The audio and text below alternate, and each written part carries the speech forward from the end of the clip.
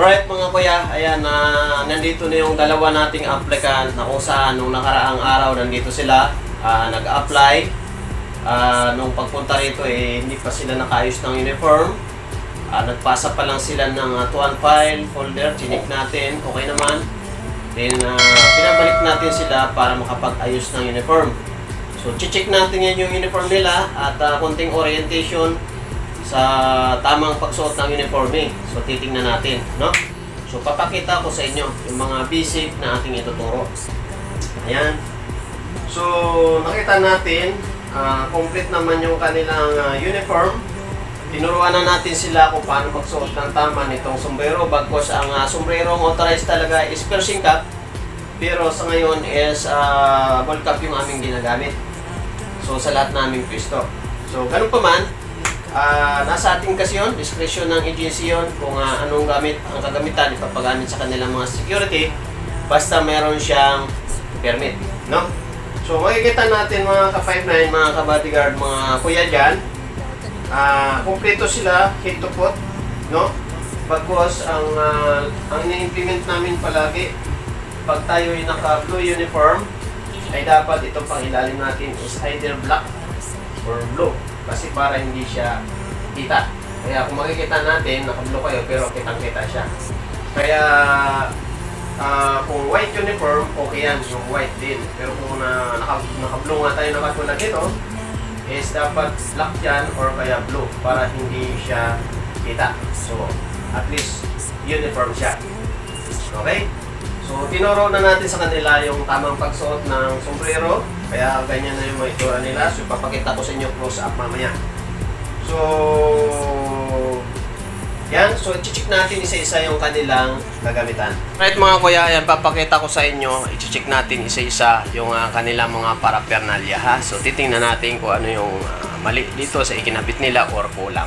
Okay? So, ito na. So right mga kuya, ayan. So sabi ko nga, ang gamit natin dito ay bull cap. So bagkos piercing cap talaga yung requirements. So makikita natin, isa-isa natin yung susya natin, estama, padpaw, pangalan niya, din 45 Security Agency, din yung patches niya, logo, at saka yung lanyard niya. So mga malinis naman yung kanyang mga collar pin, badge, okay naman, no? Okay din siya, walang biguti. Then yung kanyang belt kasi is talagang bago, no? Ito ang medyo hindi siya authorized na ngayon, yung pito na hindi tanso. So dapat tanso ito, o kaya yung gold, okay? So ayan, meron siyang clip dito, magazine holster, flashlight, firearms holster. Okay, so charol, shoes, then maayos yung kanyang pantalon. So sige, harap nga sa likod kaibigan, harap sa likod. Rap. Ayos. Okay, so yan yung likod. Meron siyang baton. Bagkos ang flashlight natin mga ka-5'9", ha, ang authorized talaga yung flashlight na di battery. Kasi nga ang kwento niyan is pag di kuryente, kasi pag nag-collapse na lahat ng kuryente sa buong mundo is wala na tayong kuryente. At least yung battery is nagagamit siya dahil madaling bumili ng battery at mura lang. Then meron siyang baton. Ang gamit niya ngayon ay bakal. Bagkos yung ating authorized din talaga ng security is kahoy na adjust konti. Kahoy na baton or batuta. So ayan, makikita natin yung kayang first aid kit. Wala pang laman kapatid. Lagyan mo siya ng mga gamot, no? At least Biogesic, Medical, Band-Aid, Betadine. Yun yung mga pangunahing Imodium, no? Then meron siyang handcuff or posas. Then holster ng radio. So harap sa kanan kapatid. Harap sa kanan. Harap. Yan, okay, kanan. So doon harap, doon. Yan. Then meron siyang holster ng firearms. Okay? So harap sa kanan, harap. Yan. Ayos pag align ka doon sa kanya. Okay? So ayan. So actually, same lang din sila, no? So adjust konti dito. Yan. Okay, same lang din sila ng mga gamit kasi magkasama itong dalawa, mga kaibigan, mga kuya, no? Ito medyo bago talaga yung kanyang collar pin saka badge. Kabibili mo lang yan, no? Sir. Oh, so hindi pa na gasgas pero linisin mo yan, ha? Okay, so same, meron din siyang holster ng firearms, may clip din siya. Yun, hindi nga lang polish yung ano, no, yung buckle natin. Okay, harap sa kanan. Hop. Okay, so dito naman is meron siyang holster ng 38 caliber, pero hindi na natin ito kailangan, ha. Ang kailangan natin is holster ng 9mm kasi 9mm ang ating gamit. So same yung kanyang pito is hindi na rin siya authorized kasi ang authorized is yung stanso or yung gold. Okay, sabi nga nila para pwede isadla. So okay naman. Flashlight same din, pareho din sila. Okay, harap sa kanan. Hop. Okay, so wala ka pang baton, kapatid. Wala ka pang baton, so upgrade ka na lang, bili ka ng batuta, ha. Then same yung kanyang first aid kit, wala ring laman. So dapat magkakalaman yan. Okay, harap sa kanan. Hop. Okay, so may pusas din siya. Then meron din siyang clip. Then meron siyang lagayan ng ano to, sa batuta to. Kahoy na batuta. Lagayan ng kahoy na batuta. Sige, so ang wala lang sa iyo is yun nga, yung nightstick or batuta. So either mapabakal or mapakahoy. So okay lang yun. Okay, so harap sa kanan. Hop. Okay. So ayan, no, yun yung itsura ng ating mga ka-59 dito na applicant na kung saan pinabalik natin. Alright, no, continuous tayo. Okay, so yung di ko pala nabanggit kanina yung necktie, din merong necktie pin, no, necktie clip. So okay naman, alam nyo na yung mga kulang ninyo, no, nasabi ko na. At kailangan palitan. So kailangan i-improve.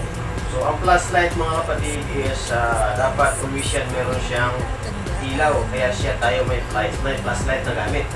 Kasi pag sa duty na, marami kaming nakikita na may flashlight nga pero hindi naman siya nailaw. So wala rin siya, di ba? So ang purpose ng ating mga kagamitan na nasa ating katawan is kaya siya kagamitan dahil nagagamit natin. Nakuha nyo? Kasi kung may flashlight tayo pero hindi naman nagagamit, so wala siyang kwenta. Wala siyang selfie. Okay? So, araw-araw sa tuwing mag-duty tayo is talagang nililinis itong ating mga paraphernalia na yan. Dapat yan is makikintab. At yung sapatos natin, sobrang kintab. Mga bago ba yan? Ayos, okay. At yan, tama yan. Ugaliin na yung sintas is tali talaga, hindi yung ang iba kasi nakatali sa lulot-lolo. So bagkos, sabi nga nila is maiksi. Ang marami namang nabibiling sintas na mas mahaba para napapagtagpo siya. Okay? So ayan, good luck sa aming agency, no? Kung kayo ay willing dito na magtuloy-tuloy, hanapan namin kayo ng mapupwestuhan o mapupustingan. Bagkos, siyempre meron tayong mga policy, mayroon itong mga SOP na kailangan natin sundin. Okay? So first, yan nga yung pag-check ng uniforme natin na kailangan maayos yung ating kasuotan. Pangalawa, yung attitude natin dapat is disiplinado tayo, no? Bilang isang professional security guard. So kailangan natin makinig at sumunod, no, sa ating mga order na mga pinapatupad sa ating duty. Okay?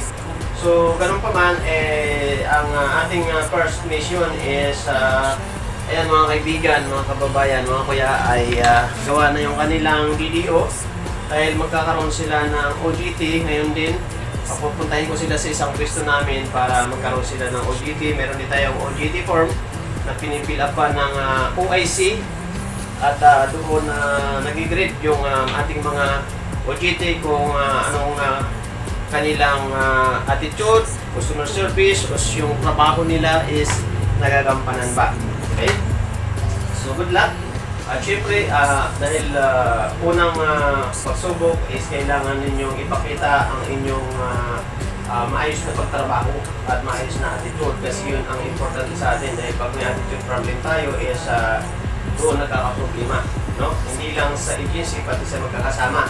Kasi pag may attitude problem tayo, isa sa nagiging problema yan na hindi nagkakasundo-sundo mga magkakasama, no? Lalo tayo ay iba-iba naman ang ating lingwahe, no? May Bisaya, may Bicol, may Waray, may Muslim.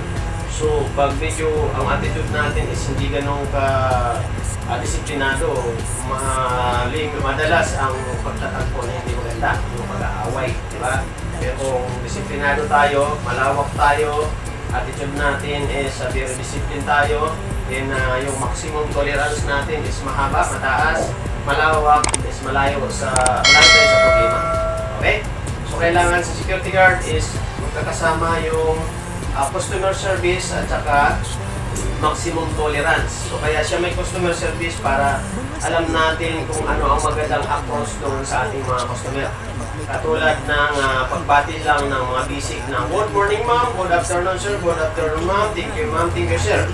Sa maayos na pananalita at naririnig ng customer. Okay? At sabi nga sinasamahan na smile. So ngiti kasi hindi po pwedeng bumati din tayo ng ganon pero nakasimangot naman tayo. So kailangan meron siyang smile. Okay? Then, syempre, kaya siya may maximum tolerance kasi meron talagang mga customer o meron tayong mga kababayan na nag-ratings ka na, pinakitaan mo na ng maganda, pero sinusungitan ka pa. Tama. So, syempre, doon papasok ngayon yung maximum tolerance na kung saan paghahabaan natin yung ating pasensya. Minsan nga sa training, tinuturo yung sinasabi na puso. No? Pakinggan, unawain, say sorry, at tanungin kung okay na po ba kayo ma'am or sir. So, ibig sabihin, yung puso is papasok siya doon sa maximum tolerance na kung saan, sabi nga sa training is, pag minura tayo, ang sagot lang dyan is ano? Ano po? Sorry, pwede. Pero sa training, ang tinuturo mo, anong sagot dyan? Pag minura tayo, tayo na mo, Gerda. Alam mo, ang tinuturo sa training, maraming salamat po, sir. Maraming salamat po, ma'am. Saan ka mga kita, di ba? Minura ka na, nagpasalamat ka pa. Kasi nga bakit? Pag minura ka ng isang customer o isang tao, tangin na mo Gerda, tapos gaganti ka, tangin na mo rin. Anong mangyayari? Palagay nyo.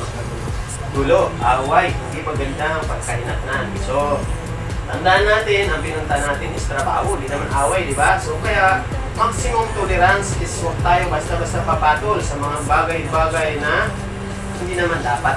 No? Hindi tayo kailangan pagmurahan, hindi tayo kailangan pagsapakan, di ba? So, tandaan natin na security guard is nasa batas tayo. No? Nasa batas tayo. So, ibig sabihin, pag nasaktan tayo or nagabyado tayo, is meron tayong karapatan na magreklamo or hulihin yung nananakit sa atin. Okay? Kasi security guard tayo. Okay, daanin natin sa batas. Kasi pag oras na ikaw manakit or ikaw nakapanakit, mababaliktad ang situation, tayo yung marireklamo. Nakuha nyo? Okay. So yan, good luck sa inyo at ito yung next natin na gagawin is yung mag-OJT. So ngayon, tatakbo kayo ngayon doon sa isang gusto natin. Pag-OJT namin kayo. Same kung ano yung pinakita ninyo ditong kaayusan na pag-uniforme, attitude is same, yun ang i-apply nyo doon sa duty. Okay? So meron akong isang binibilin sa mga guard na kung saan kung kayo well-trained, no? Kung kayo ay disiplinado, huwag dapat kayo magpadala sa ibang mga gwardiya nating kasamahan na hindi disiplinado. Nakuha niyo ibig sabihin? Kung disiplinado kayo, huwag kayo magpapadala doon sa mga guard na hindi disiplinado. Dapat sila ang madala ninyo. Sa madaling salita, kung disiplinado kayo, yung mga kasama na hindi disiplinado, dapat magiging disiplinado din sila na. So ayan mga kapatid, dahil bagong apply kayo, kukuha lang ko sa inyo or alamin ko lang sa inyo kung meron tayong alam sa 11GO. SG Amilosa. Anong alam mo sa 11GO? 1 to 11? 1 to 7. Sige, kabisaduhin natin. GO number 1. To take charge of the post and all company property in view and protect or serve the same utmost diligence. GO number 2. To work in an alert manner during my tour of duty and observe everything within sight or hearing. GO number 3. To report all violation of regulation or order I am instructed to enforce. GO number 4. To reply all calls from more distance from the guardhouse where I am stationed. GO number 5. To quit my post only when property relieved. Okay, sige, ikat ko na yan. Naniniwala na ako na may alam ka sa 11GO. Ikaw naman kapatid, hanggang ilang 11GO? Sige, kung ano yung kabisado mo. GO number 1. To take charge the post in all company property and view and protect and preserve in the same utmost diligence. GO number Kunting lakas. GO number 2. To walk on alert manner during my post of duty, to observe everything within sight or hearing. GO number 3. To report all violations of regulations and instructed to enforce. Okay, so okay na yun. So yan mga kuya, sila ay mga bagong aplikante ito ha, mga new licensing training, ika nga newly graduate, no? PLTC newly graduate. So kung makikita natin, ibang-iba sila din sa ating mga ibang applicant na kung saan negative talaga sila pagdating sa 11GO. So nakita naman natin, ako kasi pag nag-interview, hindi ko na pinahirapan yung tao. Basta alam ko na alam niya yung mga binabasa niya or sinasabi niya, okay na yun. Kasi ang 11GO or Code of Conduct saka Code of Ethics is natututunan po yan, napapractice yan. Hindi yan yung sinasabi na ngayon mismo alamin mo, pag hindi mo alam, bagsak ka. Dapat hindi ganon. So, kailangan lang natin sa kanila, ipapractice natin sila sa araw-araw nilang trabaho para mas mamaster nila yung 11 General Order at saka Code of Ethics. So, ayan po mga kapatid. So, ayan no, hanggang dito na lang yung video natin kasi nga, okay naman na sila. Bibitawan na natin sila at bibigyan na natin sila ng OJT. Prepare na yung kanilang mga papilis at papupuntahin natin sila sa isang pwesto natin para makapag-OJT. So like and share lang po mga kapatid, mga kaibigan, please. And bisita sa ating channel, Kuya Isko Official and Guwapong Biyahero TV at siyempre sa ating Facebook account, Charles Francisco. Kung meron gusto kayong i-shoutout. Shoutout po sa mga guardian dyan. Okay, anong masasabi mo sa mga gustong mag-apply at sa ating mga katropang SG? Ang masasabi lang po, maganda po yung agency nila. At disiplinado pa dito. Bilang isang gwardiya, ano mga dapat may payo mo? Bilang isang gwardiya, dapat matuto tayong makinig at sumunod. Yun. Okay. Si SG Tinido naman, ano ang masasabi mo bilang isang gwardiya sa pag-apply mo dito sa Fortified Security Agency? Siyempre po, sundin po yung rules kasi po, yun po yung ano ng guardia. Tsaka maging responsable sa trabaho. Tsaka huwag pong, ganun po, huwag pong pala-absent mo. Thank you sa inyo. Asahan namin yan, yung inyong mga magagandang sinabi at kapulutan ng aral din yan sa ating mga katulad ninyong security guard. So yan, muli, Kuya Isko Official, thank you very much po. Mabuhay po lahat. Charles Francisco, laging tatandaan, hindi ka iiwanan. Mga ka-5'9", siya'y palagi nandyan.